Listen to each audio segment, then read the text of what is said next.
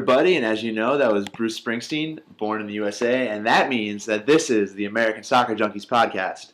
It's been a while, but we're back. As always, I'm Dan Popko. Here's my good friend Steve Fogarty. What's up? So we've probably been talking to you, about a month now? Maybe even a little longer.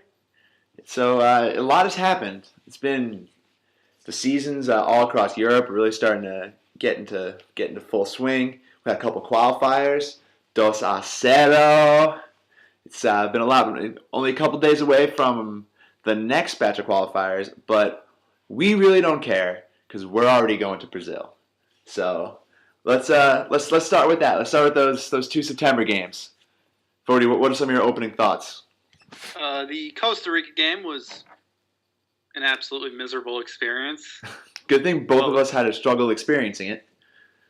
Yeah, I was trying to get on the stream because I was at a friend's house, and by the time I got the stream to work, it was 1-0 Costa Rica, and then the stream froze, and by the time I refreshed it, it was 2-0 Costa Rica, and then I just sat there antisocially, and after Dempsey scored, a little bit more exuberant, and then whatever the hell happened on that third goal kind of put the nail in the coffin, but we redeemed ourselves pretty nicely on a Tuesday night in Columbus. Oh, yes. One Tuesday night in Columbus where the magic happens. It was a fantastic game. I actually had the chance for the first time I've had a chance to actually get over there since the World Cup. I went to a bar in Boston called the Banshee, home of the American Outlaws Boston chapter, and it was just great. A lot of chanting, some adult beverages to be had all around. Made some new friends from Kansas City. First time I've ever seen someone wearing a Sporting Kansas City Graham Zusi jersey. So that was a fun experience. But yeah, that game. Oh my God, that game was just fantastic. One thing about that game I do want to talk about for a minute. We won't dwell on long because if you're listening to this podcast, you probably already know as much as about that game and considering how long ago it happened. But that Dempsey penalty in the 93rd, 94th minute. Some people say he missed on purpose. I don't think he missed on purpose. I think Deuce puts that home. Like but there's definitely some kind of karmic forces working there for the Dos a Zero to stay. Yeah, I don't want to be the person to spoil the moment, but why is Dempsey taking the penalties over Landon to begin with? Oh, yeah, that's the real issue there, isn't it? Yeah, I mean, if I was Dempsey, I would have just punted it out of the stadium. Yeah, well, he scored a penalty, but that was Costa Rica, right? Yeah, but that wasn't good. Was luck. It was not a good penalty. It was bad. It should have been saved. So if Donovan should be on the spot from now on. Hopefully they can work out. I feel like it's still. I mean, I know those guys, they get along well and all, but I feel like there's still some kind of resonance between. For the longest time, it was Landon's team, and Klins has made it pretty clear that this is Dempsey's team. I think that there's probably still some kind of power struggle, at least on Dempsey's side. I mean, Donovan, that's what probably Donovan just kind of backed off and said, okay. But it needs to be Landon taking those. He's one of the best.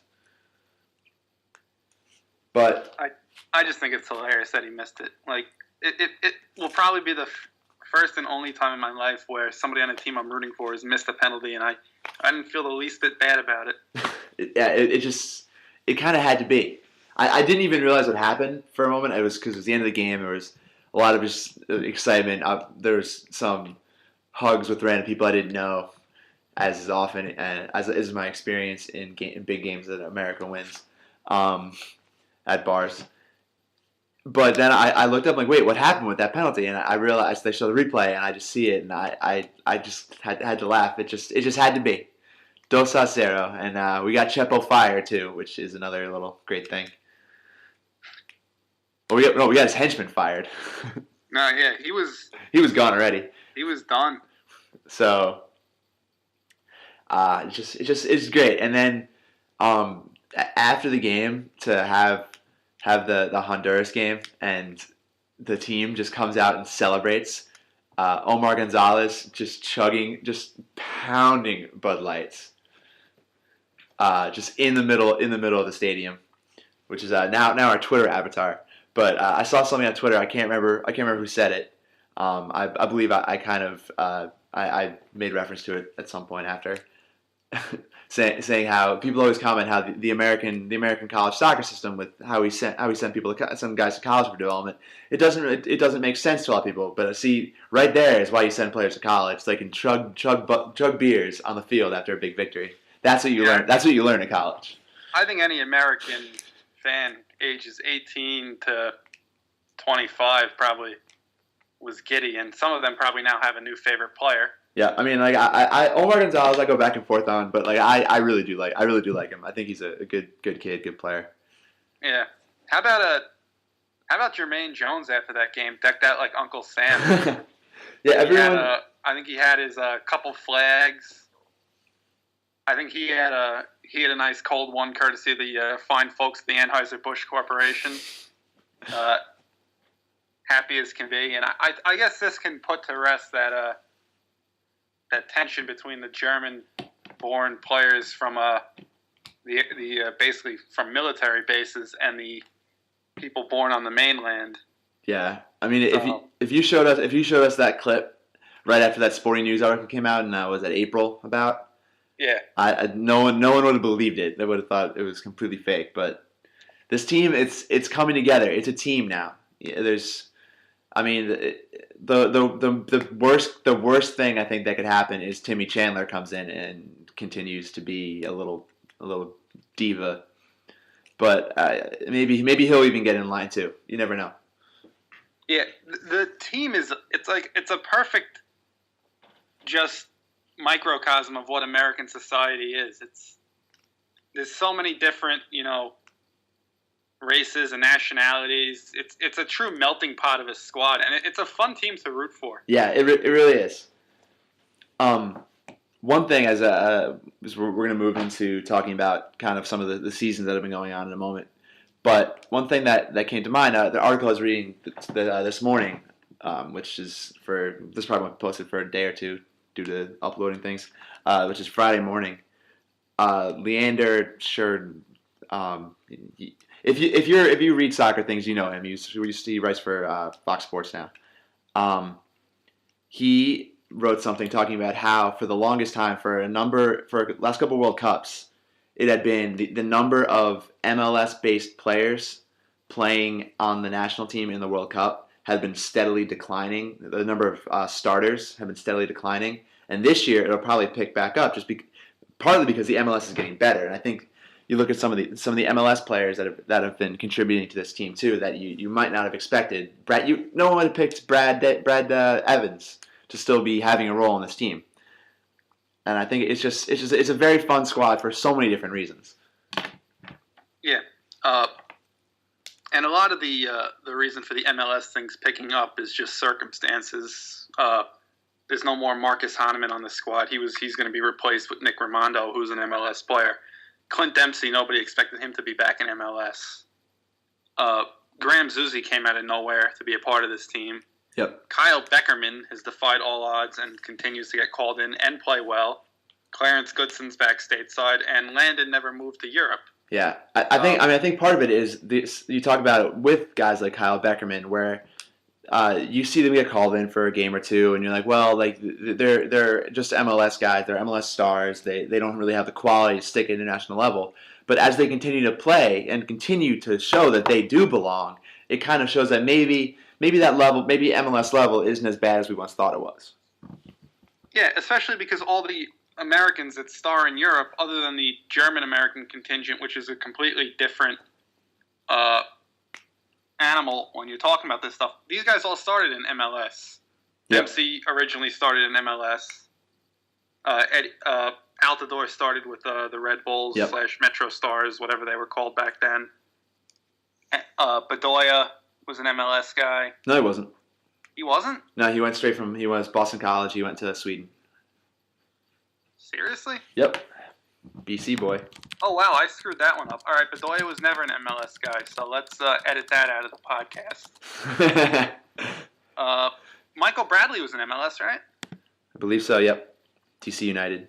Stu Holden was an MLS. Dynamo. Sasha Klesch was an MLS. All these guys. Chivas. So, yep.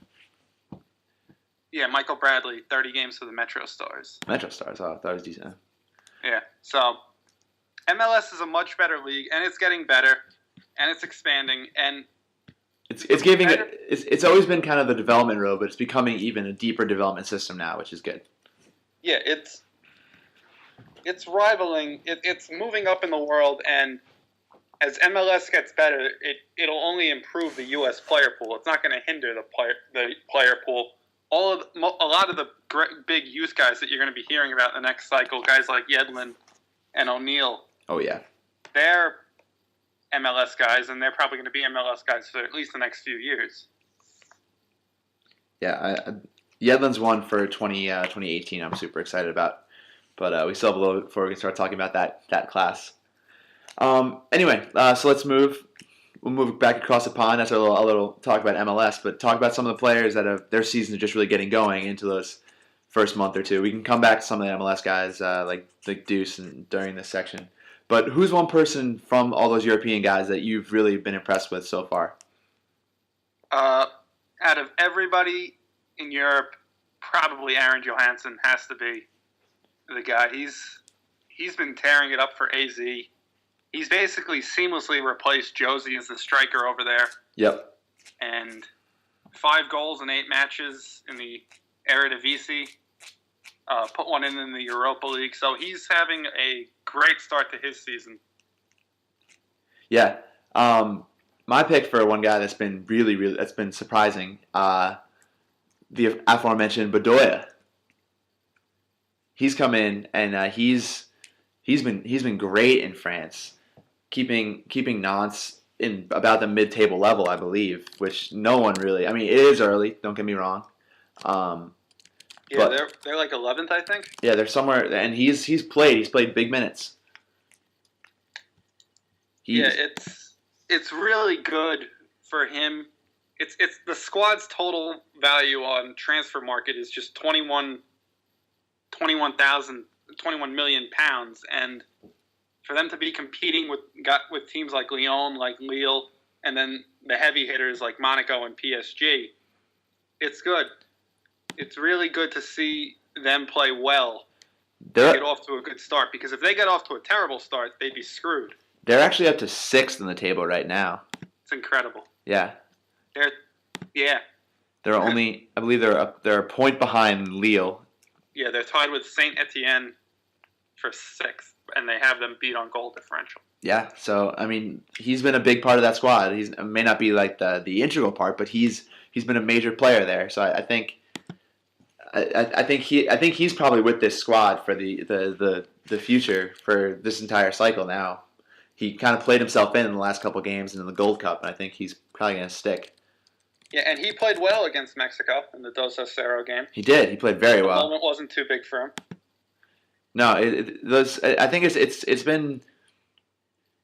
I mean, those, like, regardless of how many points we really get against Mexico, like if like at one point we'll probably tie one of the games, even at worst.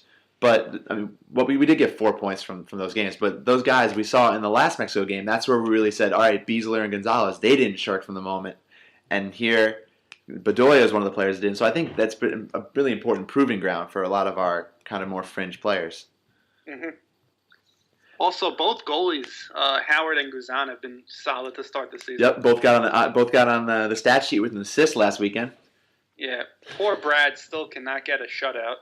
No, I mean his defense, they're a little porous still, and they're better. Fun to watch, but they can't stop anybody. Yeah, Aston Villa is significantly better this year, though. I mean, last year, I mean, you can kind of see it at the end of the year, but they've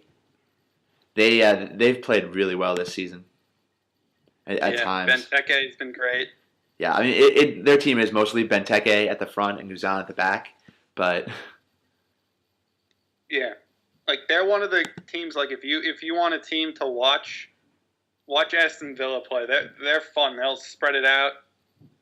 They've got they've got guys you can root for. Gabby Agbonlahor, if you hate One Direction's a good guy to root for. And then they have Brad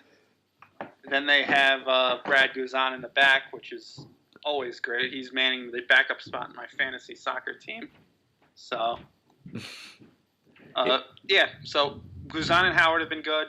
Johansson's been good. Bedoya's been good. The two defenders exiled in the championship, Lehigh and Ream, have both been good. Yeah, Tim Ream's been getting a lot of playing time. Actually mentioned on the blog handle that Tim Ream played some left back. It was more a desperation, but I'm not saying he's like an answer there. But if he's that kind of guy if he gets stuck there, he has the passing ability. I mean, he's not like a bomb forward DeMarcus Beasley type left back, but he can pass out of the back, and that's probably his best attribute. So if he can kind of develop and be able to play that position, it gives us a little bit of cover there going forward, which is nice. Yeah. John Anthony Brooks was playing really well for Hertha before getting hurt. Yeah, he also he got benched for a couple games here and there. Yeah, but then he came back and I think was named to like the Bundesliga Team of the Week. So yeah, no, I mean it was a weird situation. I remember that was early in the year. Yeah, they've played well. They look like they're going to stay up. That table, the bottom of that table has kind of worked its way into form in Germany, and they're in the top half right now. Jermaine Jones has been inconsistent. He's been really he's having a typical Jermaine Jones season. It's either really good or really bad. Yeah, and he had was it? I can't remember the Bundesliga or Champions League game. No, it was the Champions League. He got sent off in the qualifier.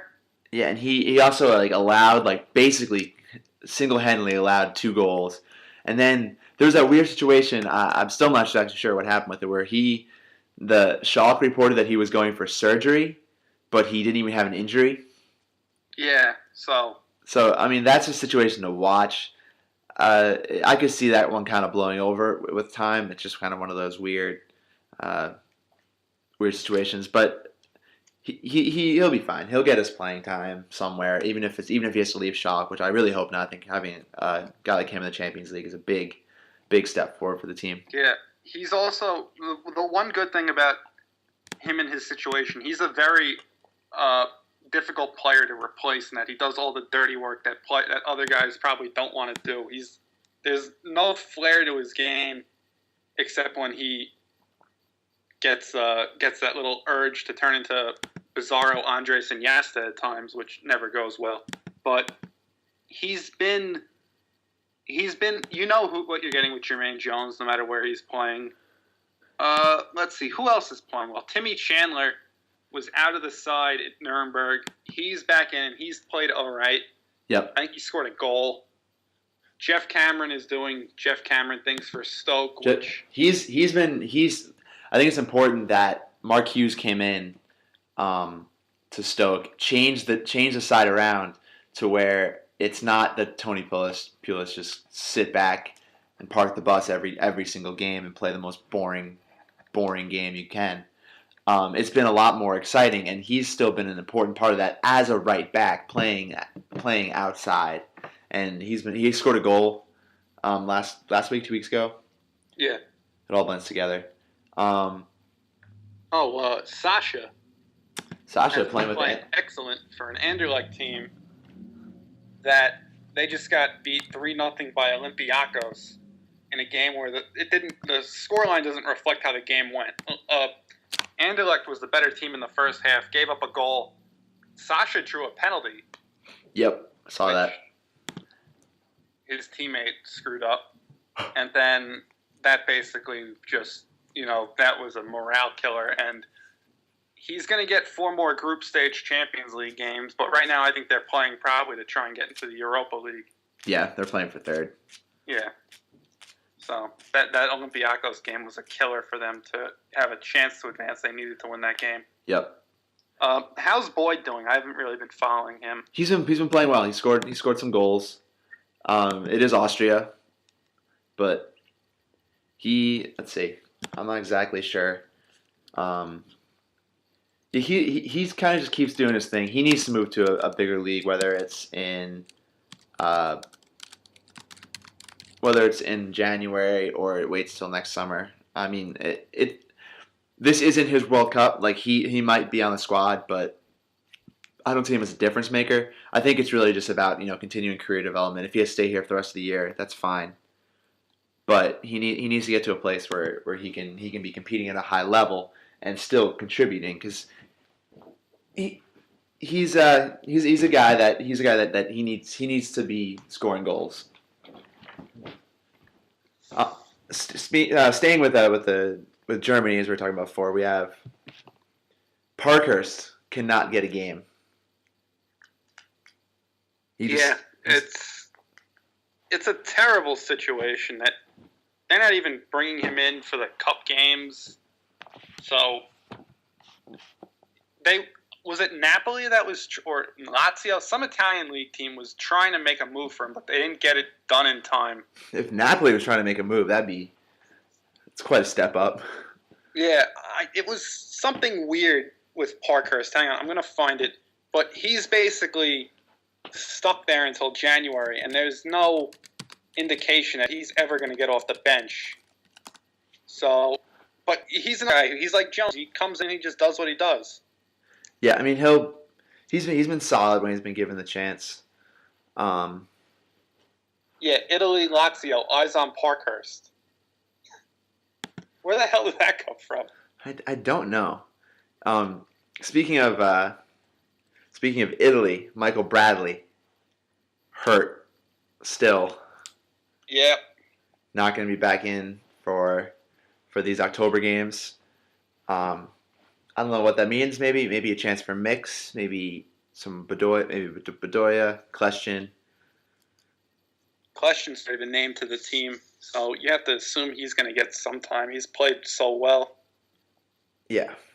Bradley's injury is a problem, though, because Roma's one of those teams where your spot in the squad, unless your name is Francesco Totti, is never guaranteed. So it's going to be interesting to see how he comes back. He'll play well, but is he going to be given the opportunity to reclaim that center midfield role right away, or is he going to have to work for it? Yeah, I mean, I'm sure he'll have to work for it, and he will. It's just a matter of there's been such weird situations with Roma with the coaches coming in and out, and he's kind of powered his way through, but at some point it gets a little worrying. But he just won a many. Anyone else you want to talk about from abroad? We're doing good, right? We're not up to bad. No. Most of the guys who are playing in the Mexican League are playing well. Yep. Even some of the guys, the fringe guys at Tijuana are getting in. Paul Arriola, young striker. He's been playing really well. He's been getting a lot of time considering his age. He's someone not to watch for this cycle, but just someone to keep an eye on. He's another Mexican American. I believe he has dual nationality, and he's been part of the U.S. setup, the U17s, U18s. He's only 18, born in 1995. That makes you feel old, which to me it does. Oh, Herc is back. He scored. Yep, had a hat trick. Yeah. So, we gave the warning, never count out Hercules Gomez, and he just bagged a nice triple. Yeah, there'll be some guys that you just kind of completely forgot or had moved out to the fringe of the team that are gonna be on this World Cup squad. And Hercules Gomez is one of those guys. We kept counting him in even when he was out for the longest time, and then when we finally gave up on him, it looks like he might move his way back in. Yeah, he and Clarence Goodson can fight over the title of who that designation gets named after, because both of them are always in and out. Yeah. So you want to move on to the one player who's not had a very good start in Europe this year? Sure. Who you got? Who do you think? Our boy Danny Williams? No, he doesn't count. Who? Josie. Oh, yep, definitely. Josie Altidore. We might as well just spend the entire time on Josie because he's the one that's been... Sunderland is by far the worst team in the Premier League. Yeah, they're horrendous. They spent a lot of money to be this bad.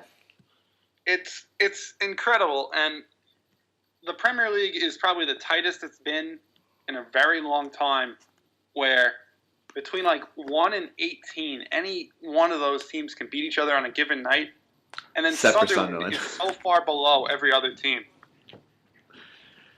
Like, they suck. Yeah, it's pretty sad. And now he has it was already when he first came in. You're like, oh, he has to fight off Danny Graham, who he did win. Danny Graham's at Hull now.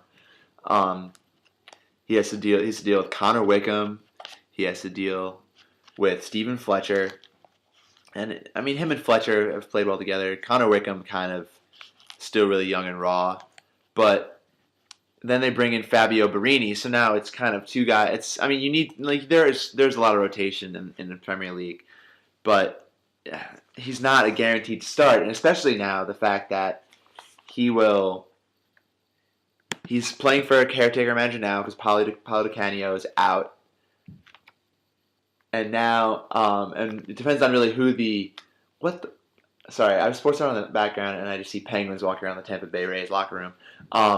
Anyway, it really depends on who the next manager comes in and if he trusts in Josie. Because whenever there's a new manager comes in, they like bringing in their own guys. So come January could be a big month. Whether Josie moves anywhere or someone else moves in, it could really determine his season.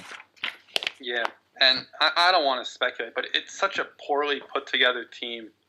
Yeah, there's no outside defenders at all. There's no depth over there.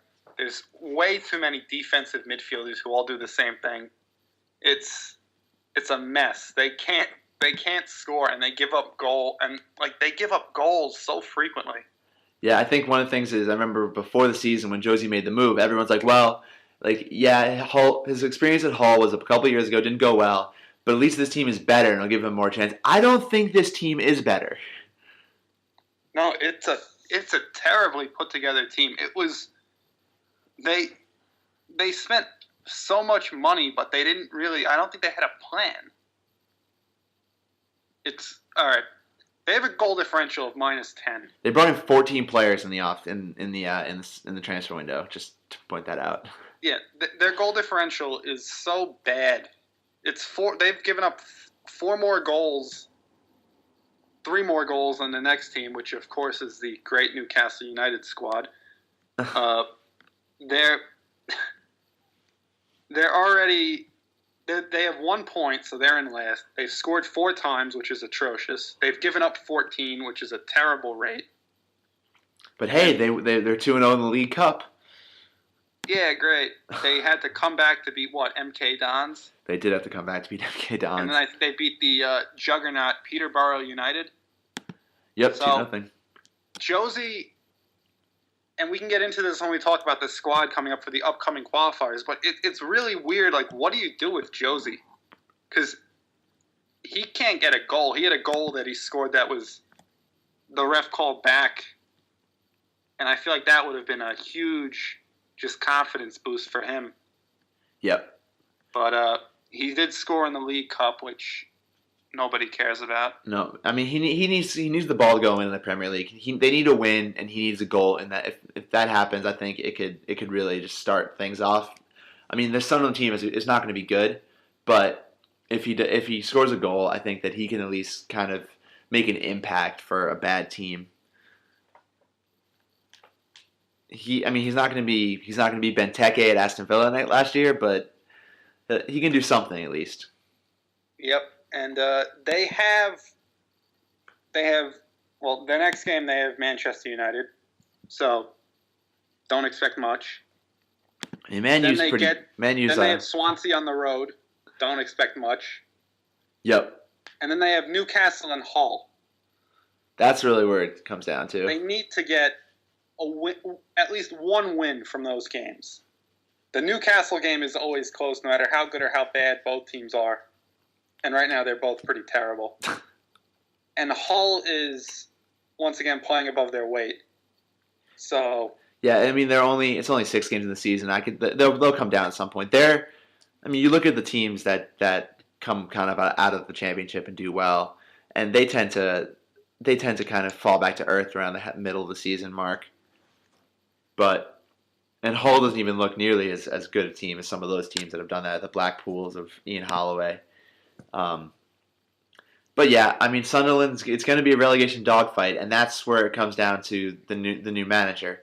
Because when you're in that kind of dogfight, the manager has to trust the players that he puts out there. And if Josie doesn't earn that trust quickly, he's not going to see much, if any, game time in the last couple months of the season. Yeah, so that's the real one to watch is the Sunderland soap opera, which they're taking a long time to figure out a manager. They have a caretaker. Kevin Ball, I believe. Yeah, he was a caretaker once before in 2006, and that went pretty terribly. Was that before Roy Keane? Didn't Roy Keane bring them up from the championship?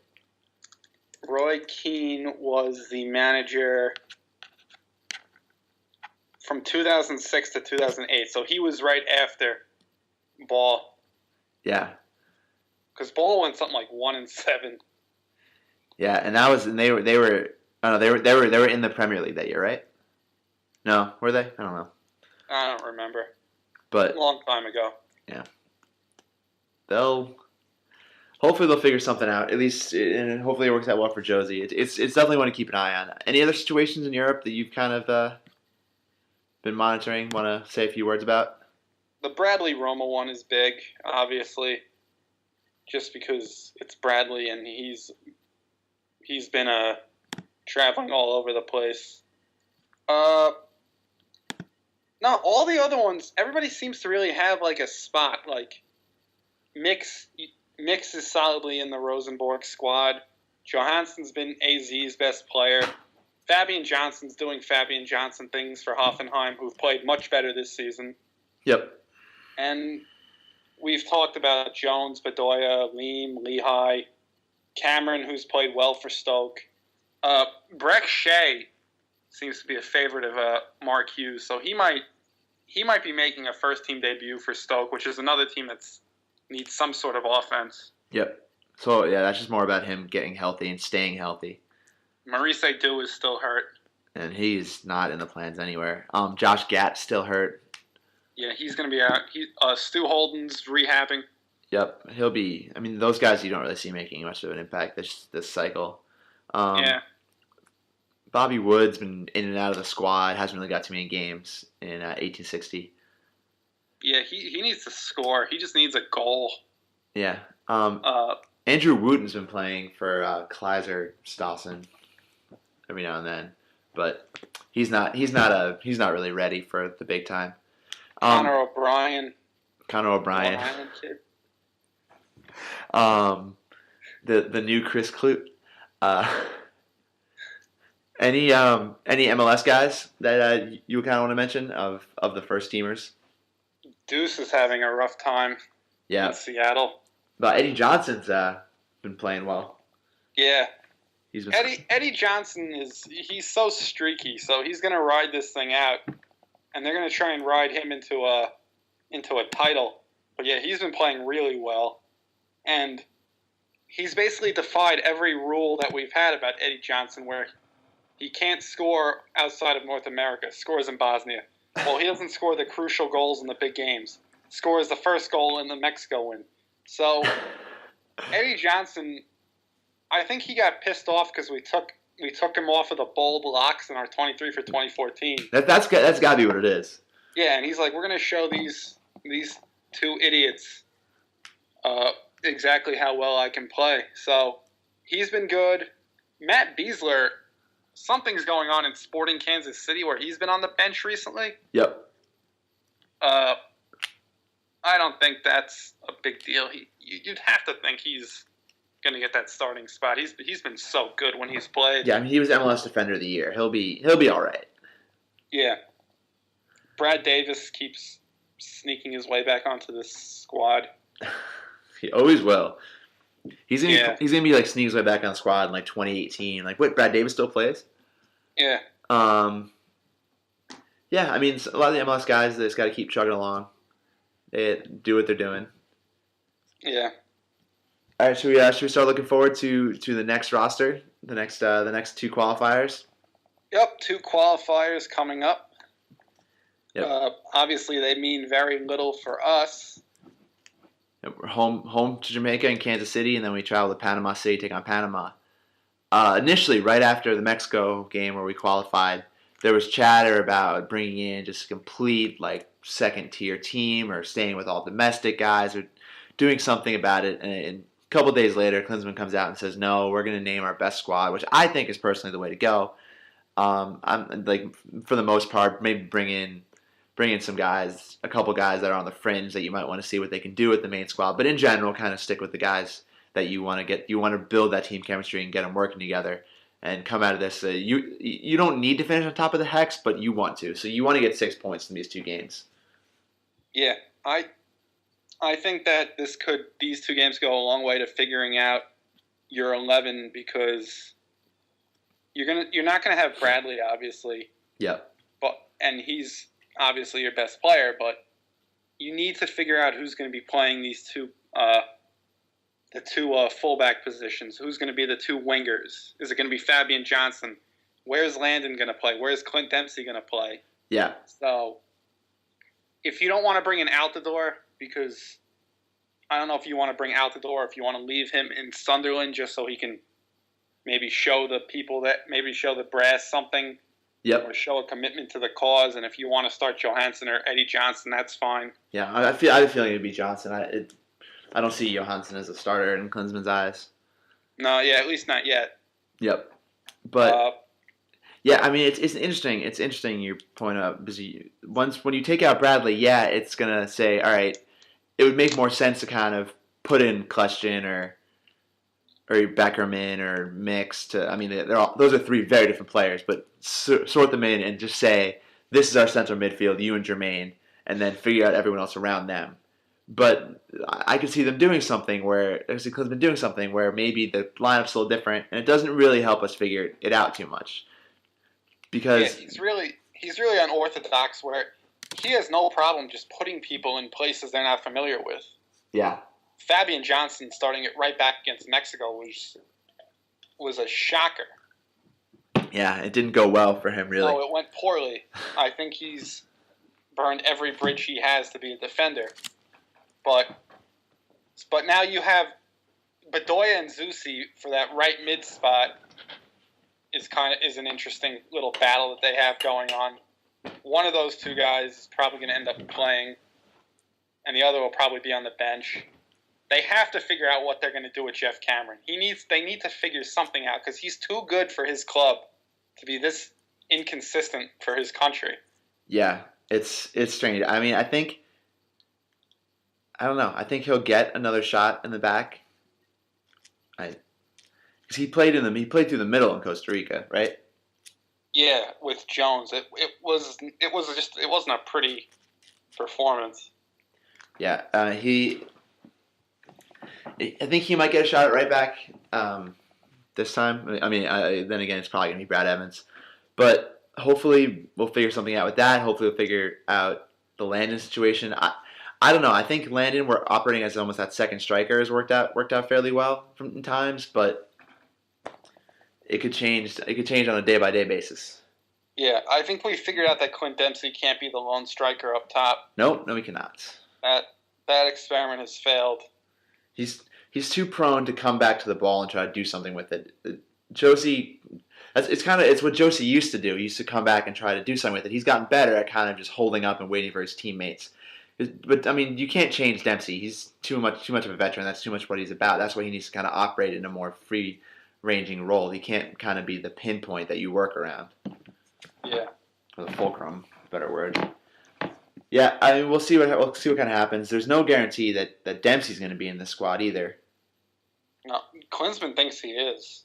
Yeah. But we'll see. I don't think Seattle wants him to be. No, which makes sense on their part. They don't want their new huge investment playing in a meaningless game. Especially as he's coming off of injuries. Coming off of just little knocks. Yeah, I mean it's gonna be an interesting couple games. we'll see what happens with in Jamaica and with Panama. But as we said, it's all really about the World Cup, and that's what we're going to move to next. All right. Well, we're still recording. All right. Cool. Sorry for those technical difficulties. We just lost Steve for a moment there. Yeah, I was just saying. So it's these games. They're meaningless. They're for as far as kind of what happens with the World Cup, in the fact of will we be there or not. But where they're not meaningless is where we end up. Is how we end up in the groups. There is still an very outside chance, very, very outside chance, that the U.S. can manage to get a top 7 seed in the world. Well, it'd be top 8 because Brazil. Yes, I know. Sounds crazy. Sounds completely wrong. I don't think we belong there. But who's going to complain? Because those top 7 seeds FIFA just announced will be seeded into one pot, meaning we will avoid some of the tougher draws. We won't get drawn against one of those other 7 teams, which would be huge. Now it's not looking very likely, as I believe it was the 12th Yank, our good Twitter friend, posted a link to a post on Reddit where all good discussions begin. Talking about the way that we could possibly make it in. Now it's strange. There's 5 teams, not including Brazil, who will automatically be ahead of us. So we can just forget about them. I believe it's like Spain, Argentina, Uruguay.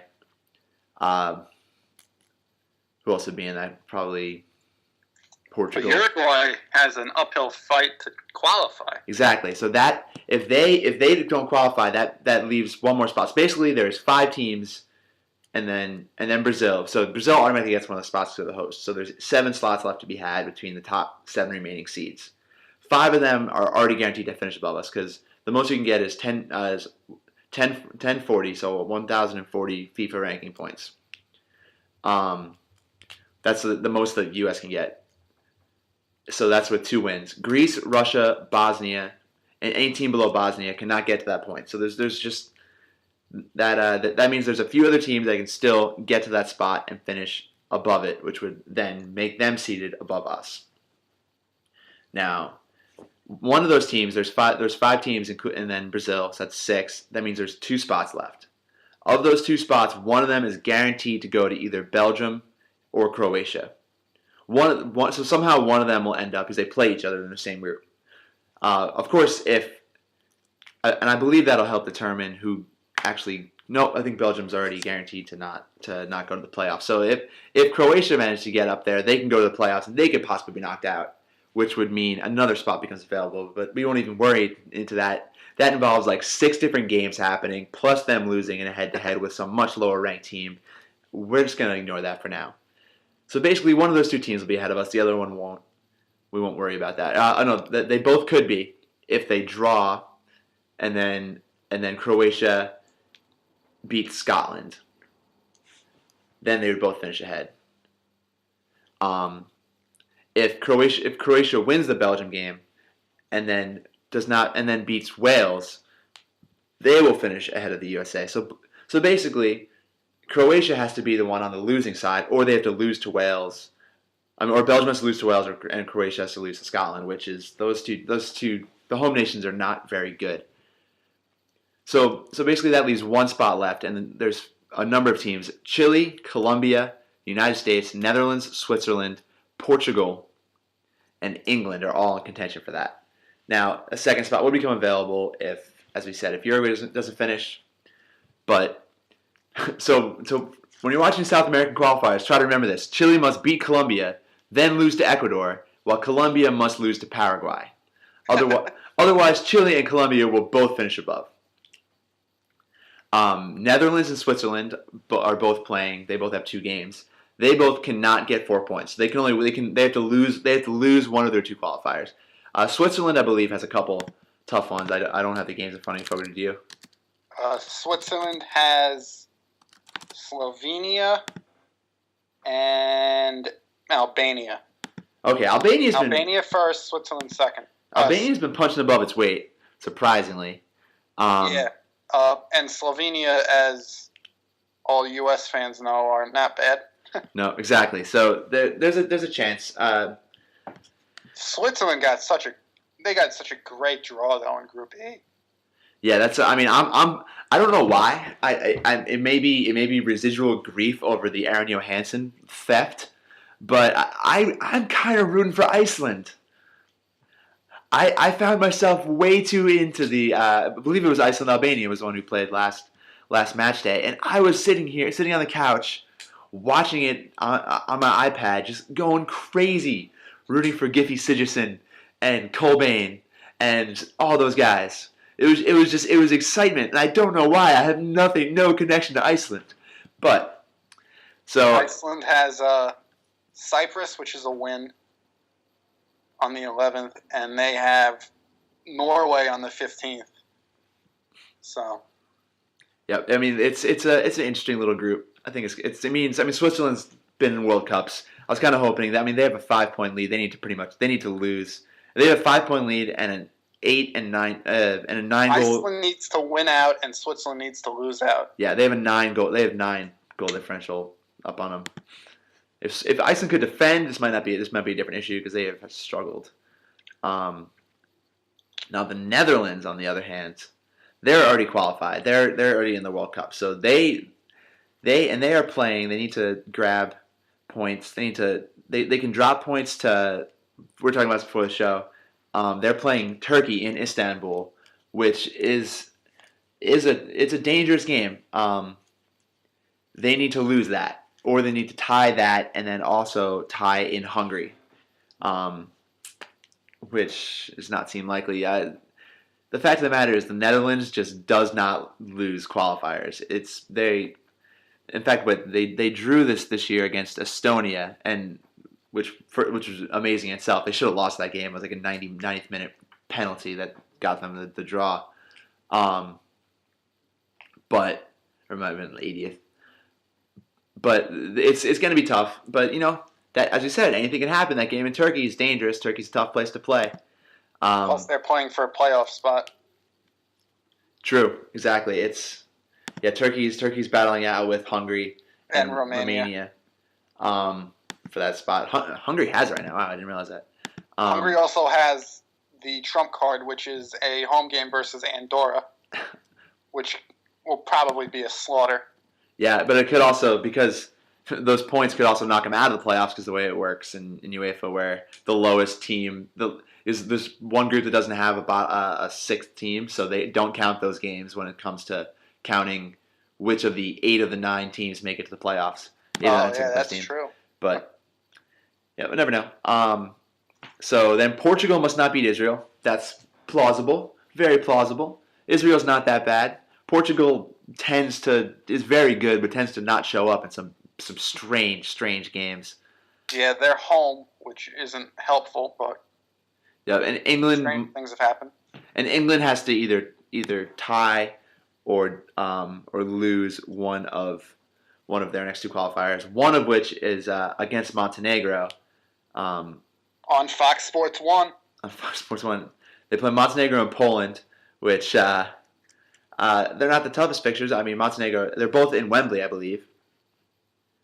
But I think it might be the single most English thing ever for one of those games to end up with them losing or having a disappointing draw. So you can't rule that out either. So there is that outside shot, and then especially as we said, if Uruguay doesn't qualify, if Croatia ends up ahead of us, then ends up in the playoffs and loses, there's a lot of things that could go. There's also it mentions in this thread, which I have not heard. I've not heard anywhere. Is that there's been a rumor that if you did not qualify for the 2010 World Cup, you cannot be seeded this round, which seems like a strange rule. But then again, it's FIFA. FIFA loves strange rules. If that happens, that eliminates Colombia, Belgium, and Croatia. At that point, it seems incredibly plausible that the U.S. Bosnia, right?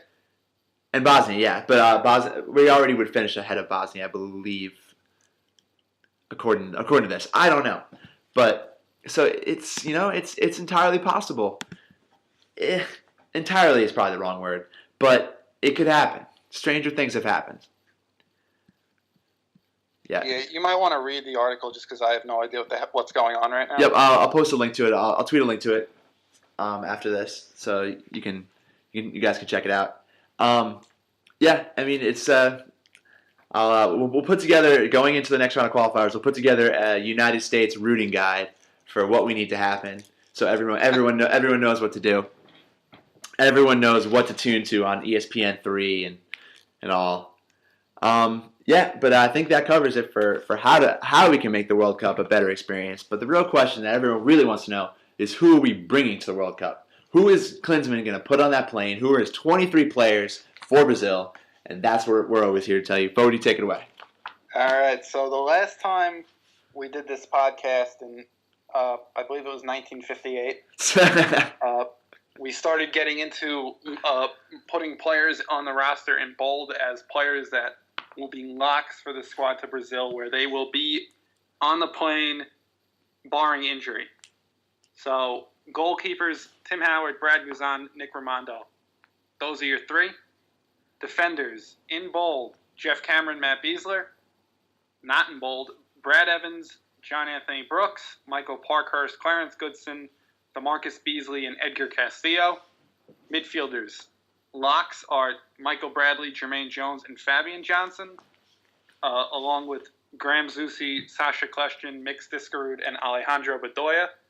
Forwards, the three locks are Clint Dempsey, Josie Altidore, and Landon Donovan, joined by Eddie Johnson and Aaron Johansson. I mean, this was pre-Mexico, pre-Costa Rica. Any change that you see that you immediately have to make to that group? Eddie Johnson in bold. Yep, Eddie Johnson has emboldened himself to us. Yeah, that was such a huge goal, and he was really good. He was the most athletic player on the field in that game. Yep. And after in the first half, when he had his chance and he headed it right to Corona, the goalkeeper, you knew if he got another chance he was going to score, and he did. Yep. Now Omar Gonzalez we took off last time, and he responded by once again playing a great game against Mexico, and then doing his best frat boy impersonation, pounding Bud Lights on the field. So I feel like we have to put him back in. Yeah, I believe it was more a question of whether or not he would be able to get that's the chance, and he did, and he owned up to it. So I think he's more of a big game player, which can be confusing when you're trying to gauge these things sometimes. But I think he'll be on the plane. So who does he replace?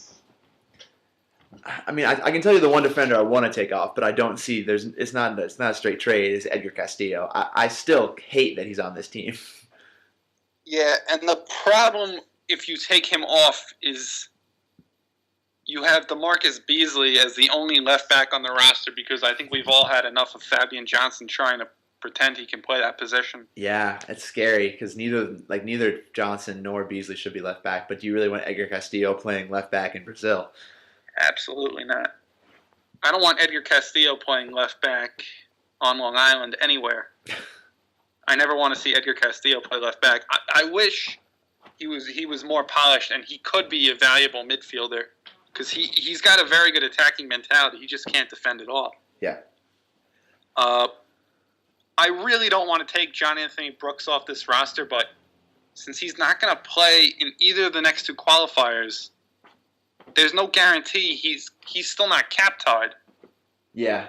Which was Klinsmann's biggest mistake in the Costa Rica game. Yeah, when it was, I mean, I guess when he it was 3-1, they should have just got him on the field. Just all right, John, go out for a quick run. Yeah, show us what you got, son. So who do we take off? Because unless you want to take Goodson off, which I feel bad. I can't really take him off. He's kind of earned his place, and I think when it comes to the World Cup, and you're looking at the players that Klinsmann can call in, and as we said, we know Cameron's going to be there. Beasler's going to be there. And then you're saying, but Beasler himself is not that seasoned internationally. Neither is Gonzalez. Like at that point, you want to bring someone who has that more experience, which is where Goodson comes in. I think Brooks is definitely a better player.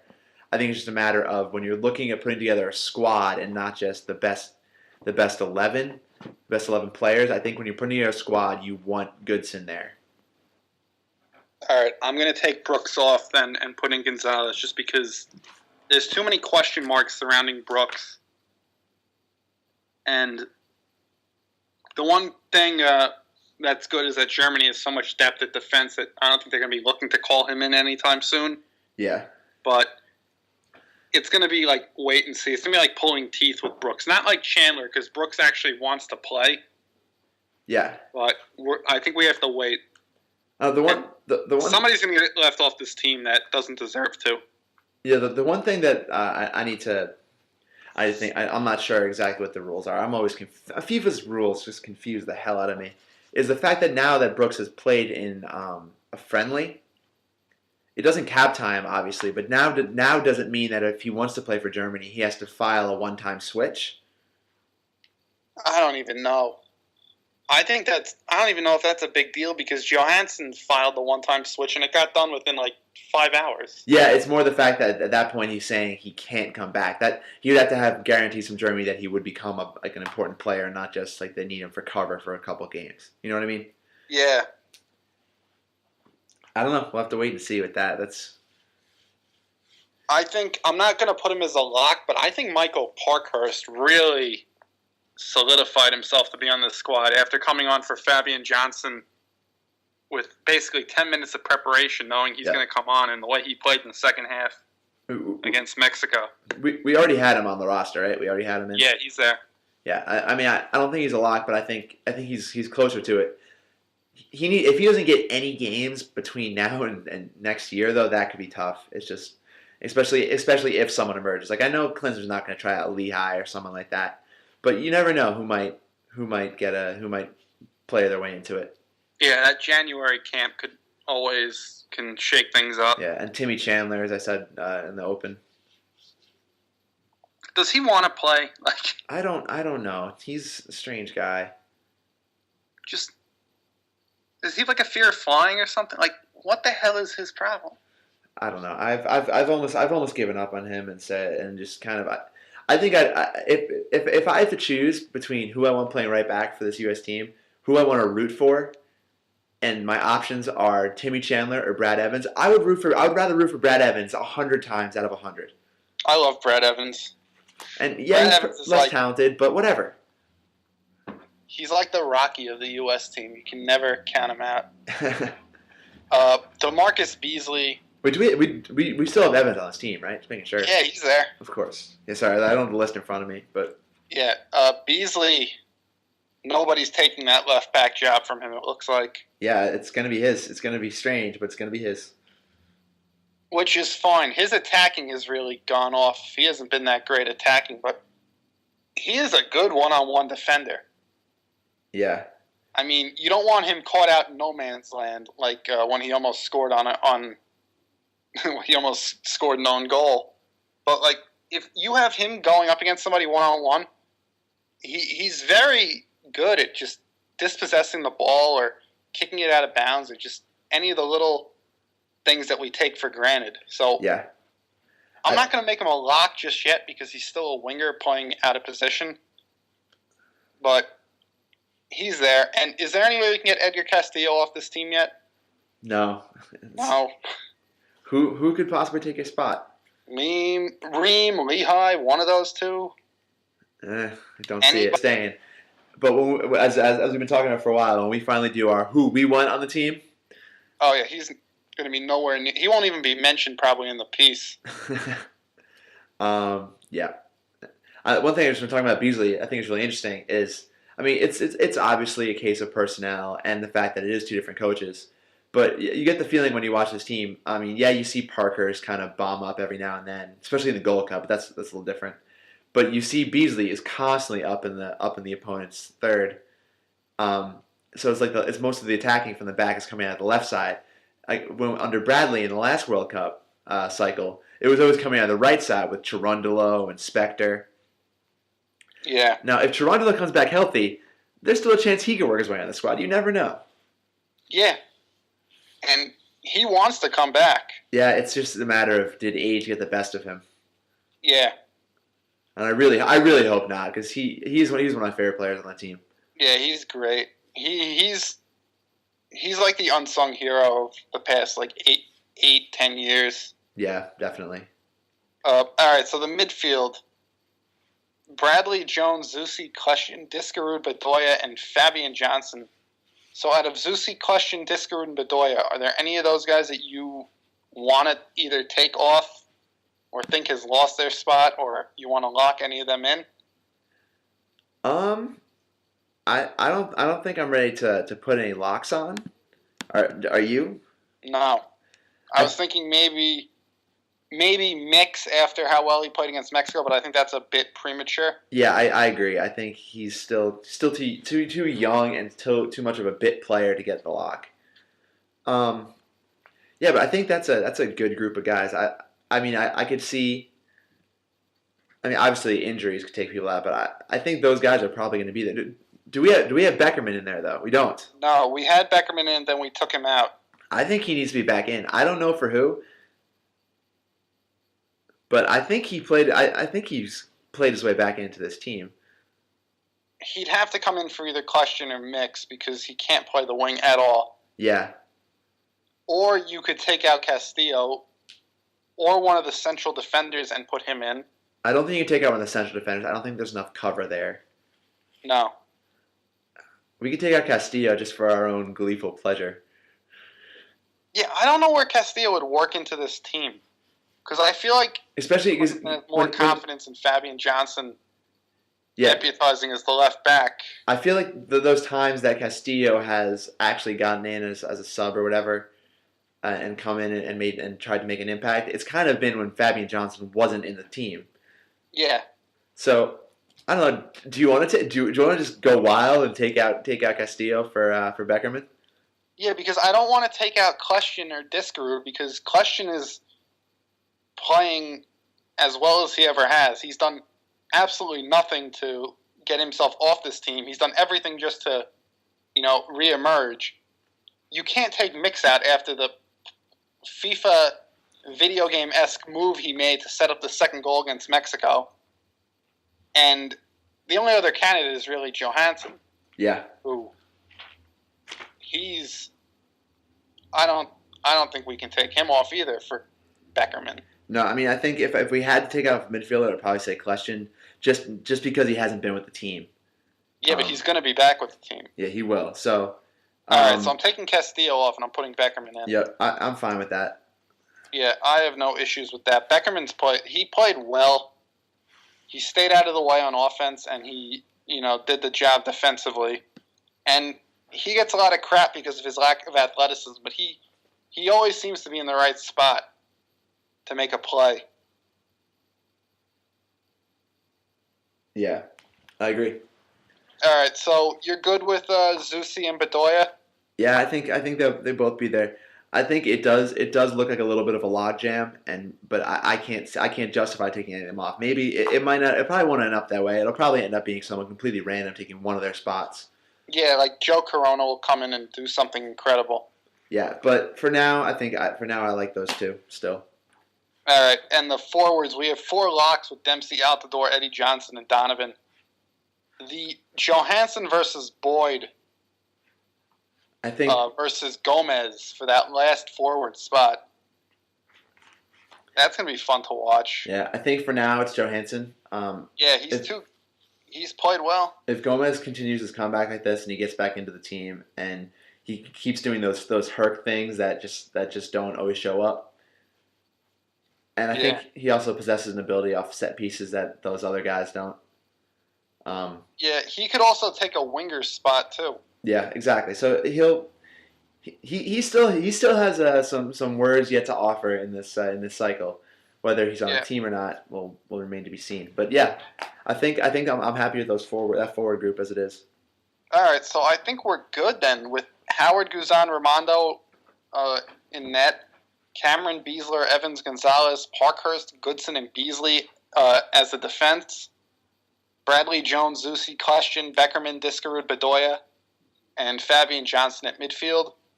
And then Dempsey, Altidore, Eddie, Johnson, Donovan, and Johansson as the strikers/wingers. So I think I'm pretty good with that team. Yep, I'm happy with that 23.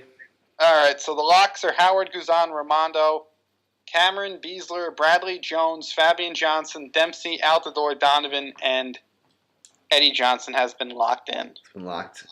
So that's 5, 7, 8, 9, 10, 11, 12. So there's 12 players locked in. So more than half the team is pretty much set in stone. And then you have basically 3 forwards fighting for one spot. And then you have a whole logjam in the midfield where I guess there's, about 10 guys that could potentially come in and take spots? Oh, at least.